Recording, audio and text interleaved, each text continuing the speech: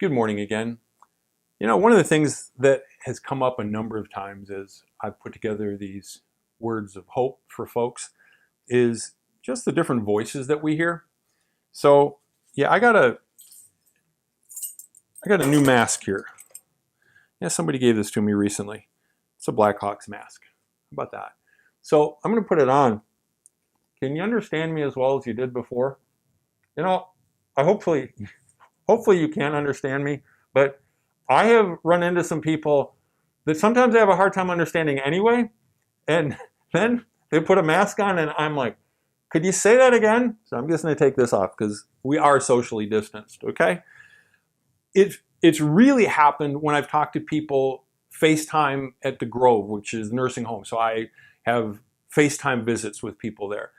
And some of these folks have a mask on and I'm just like, Jesus, what are they saying? I have no idea what they're saying. And the other thing is that a lot of the folks, and sometimes it seems like it's one person after another, and the young ladies that take the tablet around, Joanna and Melissa, they're so kind and so patient, but the people can't hear me, so they have to repeat it. Then they've got a mask on, and I just kind of hear, and I don't know really what they're saying. Communication is important, isn't it? It's not something that's overrated. I was talking to somebody on a cell phone recently, and it was just a terrible connection.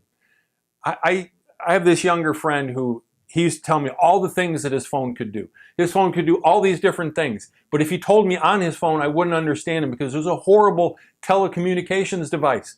He had all these apps that could do anything, except it was a bad telephone. I thought that was really ironic. So sometimes we really need to hear from God. So how do we do that? The prophet Elijah was really discouraged. This goes way back, thousands of years ago. And so this one day, God asked him, what are you doing here? And he says, pretty much, he's like, I'm depressed. So some people today might be like, yeah, I'm done with the pandemic. I'm done with all this other stuff. Well, you can't be done with it. It's still here.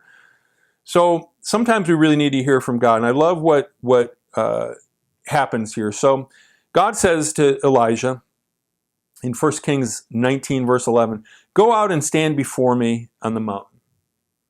And as Elijah stood there, the Lord passed by, and a mighty windstorm hit the mountain. It was such a terrible blast that the rocks were torn loose. But the Lord was not in the wind. And after the wind, there was an earthquake, but the Lord was not in the earthquake. And after the earthquake, there was a fire, but the Lord was not in the fire. Then after the fire, there was the sound of a gentle whisper. When Elijah heard it, he wrapped his face in his cloak and went out and stood at the entrance to the cave. And then he had a little chat with God. Sometimes we expect God to do some lightning bolt out of heaven. But more often than not, it's a gentle whisper. And sometimes we just need to be quiet enough so that we can hear. And we need to turn off all of the other voices, all of the other noise, and just listen. And you know something else? I love what Jesus says in the New Testament. He says, do you have ears but fail to hear? Do you have eyes but fail to see? See, we can hear things but not really hear them. How good of a listener are we? Because sometimes we find out afterwards, it's like, oh, they said this, but they were really asking for something much more than just what it sounded like. There was a hurting heart that was behind that question. Do you know what else? We can be that gentle whisper for some other people too.